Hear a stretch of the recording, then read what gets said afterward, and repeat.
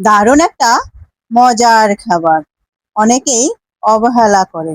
অবহেলা করলেও এই খাবারটা কিন্তু অনেক জনপ্রিয়।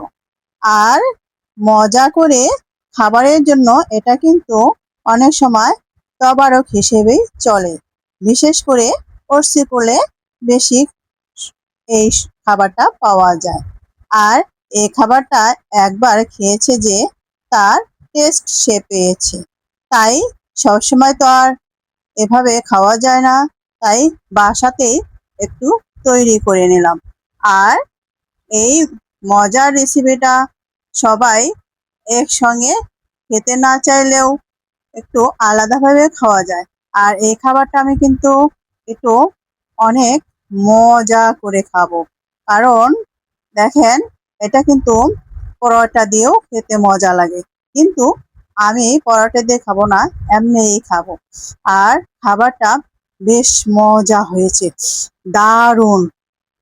কি বলবো, ঝাল অল্প অল্প ঝালে এই খাবারটা বেস্ট। খুব ভালো থাকবে সবাই।